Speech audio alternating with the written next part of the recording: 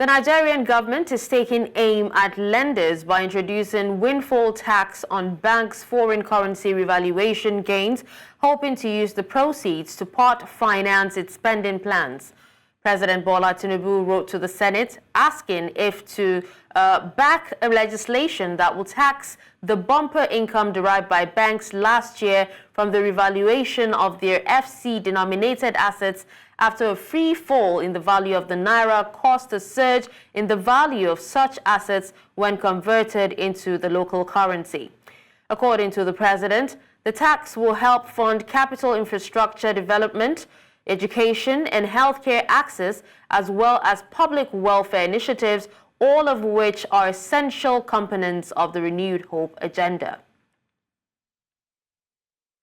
Joining us to discuss this is a business and social policy analyst, Kenneth Ikenwa. Hello, Kenneth. It's a pleasure to have you on the news with us.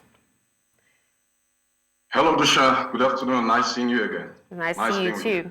All right, so Kenneth, what do you make of this proposed windfall tax, being imposed on banks? All right, this like I would always say, are quite interesting times. I want to be completely unbiased in my analysis of the subject matter. It is quite dialectical, which means that it has two sides to it. First is the fact that there is an overemphasis on the part of this present government to generate revenue through taxation. And I hope that this will not bring about a national vexation across the different sectors in the economy. It's a new development which is obtainable in Western countries. And these are countries that have higher development index and higher capital per income in these countries. And for us to be borrowing, copying and pasting such taxation and bringing it and imposing it to Nigeria, it actually begs the question. Now, the other side to this issue is very important that we consider, which is the fact that Nigerian banks seem to be the ones that are not feeling the brunt of the economy. And so these banks are declaring humongous profits and generating revenues.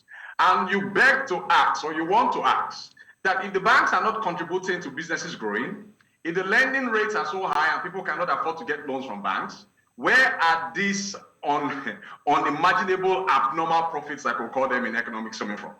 So when you want to balance that, I think you may want to make a case for these profits to be taxed.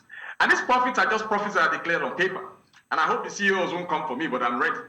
Because after a lot of financial engineering and creative accounting, we still have banks declaring these profits. So we need to ask the question, what value are they really adding to small businesses? What value are they really adding to individuals? And where are these profits coming from? So the government is right and spot on to say, okay, if you guys are making so much profit, let us declare some form of taxation on this windfall. But again, the legitimacy behind that and the multiplier effect on the economy still queries whether this is a good, if it is right, and if the resources and what is on the ground in the country right now should be appropriated in this direction, and of all, if this should be the priority of the government. Okay. Now, the tax is expected to help fund capital infrastructural development like education and healthcare access, as well as public welfare initiatives. Is this the right step at this time? I have always queried the economic model that lays too much emphasis on taxation and that puts too much burden of these taxes on the Nigerian people, on the people of any country. And so we must get our economics right. It is that we are going Keynesian or we are going Freudian in our economic paradigm, and we must have a proper paradigm that focuses on a macroeconomic populism, that is macroeconomics that will be to the benefit of the people and that will raise the social efficiency of what policies are being made. Now, let me come back directly to the first question. It is a question of priority. Now, before I talk about priority,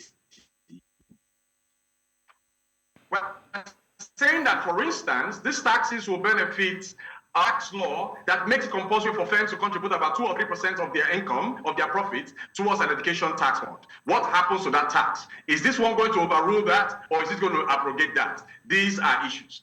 But secondly, we are having too much debate and too much escalation and commitment of resources towards infrastructure. I beg to ask, and I beg to disagree, that this overemphasis on infrastructure development may not be what we need right now as a country.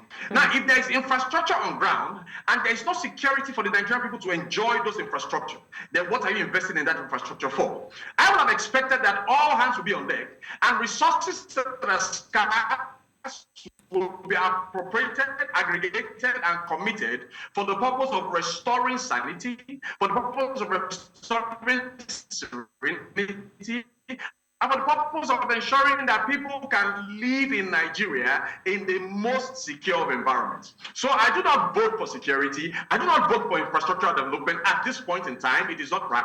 I think what the government should be focusing on now is how do we restore security and how do we push on the creative destruction of Nigerian people bound and not allowing us to survive and thrive in what used to be a very, very peaceful environment. All right, Kenneth, sadly, we have to, end the conversation here, but thank you so much for speaking to us. Oh.